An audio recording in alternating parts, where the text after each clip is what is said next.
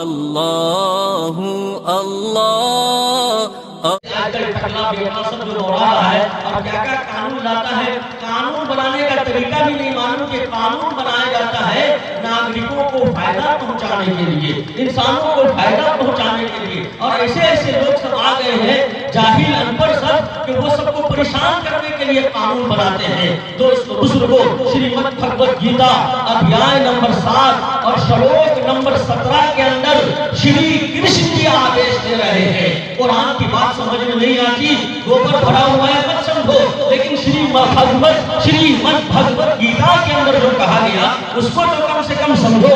حالانکہ قرآن کوئی مسلمان کی کتاب نہیں ہے، قرآن تو ساری انسانیت کی کتاب ہے۔ قرآن تو حضرت آدم علیہ السلام سے لے کر کے اور مہاپرلے تک، قیامت تک جو جو انسان رہے گا سب کے لیے گائیڈ بک ہے، لاسٹ اسکائی بک ہے، انتم پستک ہے۔ دوست بزرگوں، جو انتم مہارشی جناب محمد رسول اللہ صلی اللہ علیہ وسلم کے قلب اطہر پر 23 سال کی قلیل مدت میں غار حرا کے اندر جو ہم سب کا خالق و مالک ہے، رچیتا ہے، کریٹر ہے، پالنہار ہے، پروردگار ہے، وہ لوگ ارکان وہ جبرائیل علیہ السلام کے ذریعے نازل فرماتا ہے، اوترت کرتا ہے اور کہتا ہے کہ پڑھو پروردگار کے نام سے۔ جب اپنی پوری جوانی پہ آ گئی دنیا تو زندگی کے لیے آخری نظام آیا۔ جب اپنی پوری جوانی پہ آ گئی دنیا تو زندگی کے لیے آخری نظام آیا۔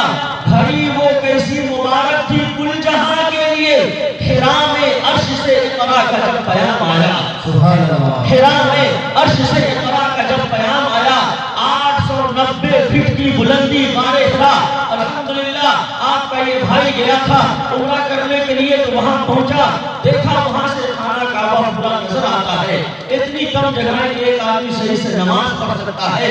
وہ بلندی پر کیوں قرآن اللہ نے نازل کیا کہ جو قرآن کو اپنا لے گا وہ بلند ہو جائے گا، جو قرآن کو اپنا لے گا اس کو کوئی ذلیل نہیں کر سکتا، جو قرآن کو اپنا لے گا اس کو کوئی رسوا نہیں کر سکتا، جو قرآن کو اپنا لے گا اس کو کوئی کسی طریقے سے پریشان نہیں کر سکتا۔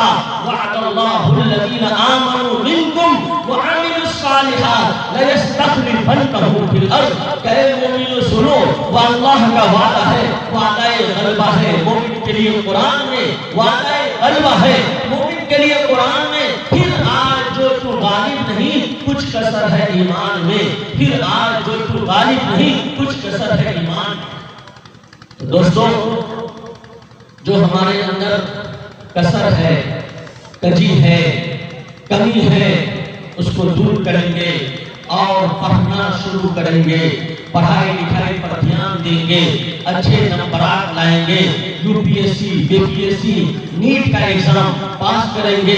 دیکھیے دنیا آپ کے قدم کو چومے گی۔ اگر آپ نے کیا ہے کہ موبائل کا بھی صحیح استعمال کر لیا تو اس کے ذریعے بھی بہت ساری چیز سیکھ سکتے ہیں۔ ابھی جو پروگرام ہو رہا ہے یہ موبائل میں آپ دیکھ سکتے ہیں، تو موبائل اچھی چیز بھی ہے اور خراب چیز بھی ہے۔ اس سے آپ صحیح فائدہ بھی اٹھا سکتے ہیں اور غلط فائدہ بھی اٹھا سکتے ہیں۔ تو اس لیے آپ اس کے شر سے بچیں، اس کے خیر سے فائدہ اٹھائیں۔ موبائل کا نیل کو ہٹا دیا جائے گا تو بن جاتا ہے وبال، موبائل کے نیل کو ہٹا دیا جائے تو بن جاتا ہے وبال۔ یوٹیوب کا 75% حصہ لال ہوتا ہے، خطرے کا نشان، اور 25% ہی وائٹ ہوتا ہے۔ دوستو بزرگوں، تو صحیح استعمال کریں، اور ماؤں بہنوں سے ہے یہ میری التجا، خود کو پردے میں رکھے۔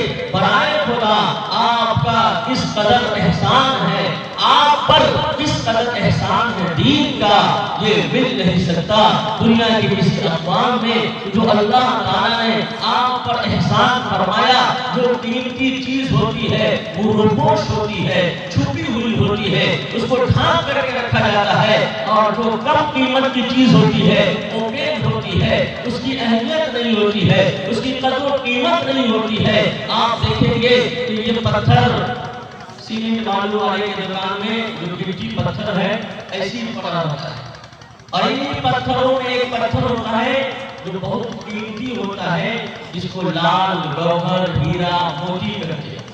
اس کو بہت کم لوگ دیکھیں، سونے چاندی کی دکان میں بھی بڑا بڑا تالا لگا ہوتا ہے، کئی دروازہ ہوتا ہے، پھر الماری کے اندر الماری ہوتا ہے، اس کے اندر چھپا کر کے رکھا جاتا ہے، اور جب ماں بہنیں آتی ہے خرید کر کے لاتی ہے تو چپل کو گیٹ کے پاس اتار دیتی ہے اور کپڑا کو ادھر ٹانگ دیا، اور جو زیور لے کر کے آئی ہے الماری کے اندر بھی چھوٹی سی الماری ہے، اس کے اندر اور تالا مار کر کے رکھتی ہے۔ کیوں رکھتی ہے؟ اس لیے کہ یہ قیمتی چیز ہے۔ تو میری ماں اور بہنوں، اسلام نے آپ کو سونے چاندی سے زیادہ قیمتی بنایا ہے، اس لیے اسلام کہتا ہے پردے میں رہنے کے لیے، تاکہ بد نظری کرنے والے، بد نگاہی کرنے والے، عیاشی کرنے والے، زناکاری کرنے والے لوگ آپ کے اوپر گندی نظر ڈال نہ سکے، آپ کے اوپر ہاتھ ڈال نہ سکے اور اپنی نگاہ سے آپ کو ناپاک نہ کر سکے۔ اس لیے اسلام کہتا ہے پردے کے اندر رہنے کے لیے۔ رامائن جو بڑی مشہور ہے، ابھی جو آج کل چل رہا تھا معاملہ، آپ سیتا جی کی جیونی کو پڑھیں۔ سیتا جی خود باپردہ خواتین میں سے تھی، وہ اپنے چہرے کو کھول کر کے نہیں رکھتی تھی۔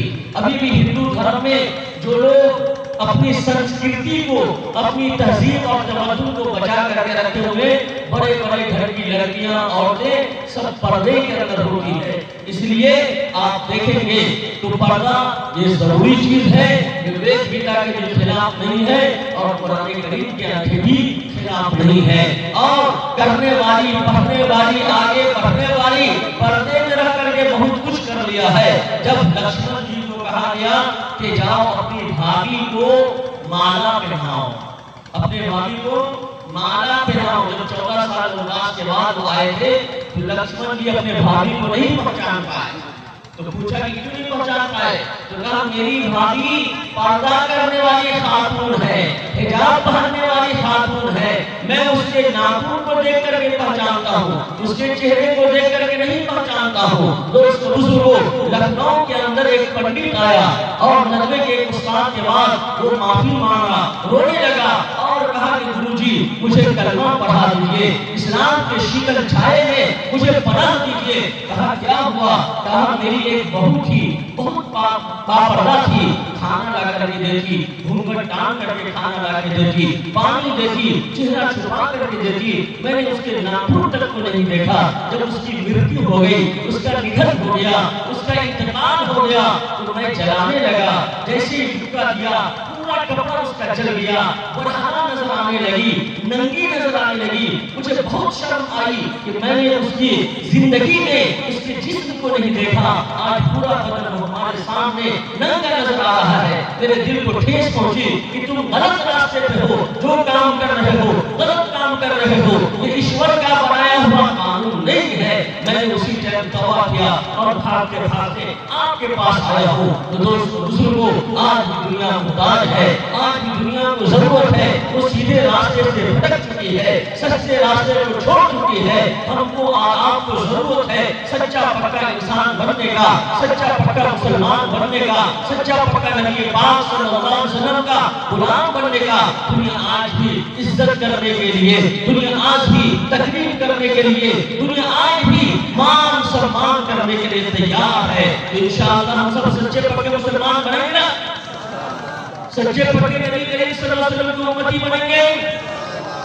حق کی پہچان بن کر جیو تو صحیح، تم نگہبان بن کر جیو تو صحیح، یہ زمانہ ادب سے جھکائے گا سر، تم سچے مسلمان بن کر جیو تو صحیح۔ سبحان اللہ۔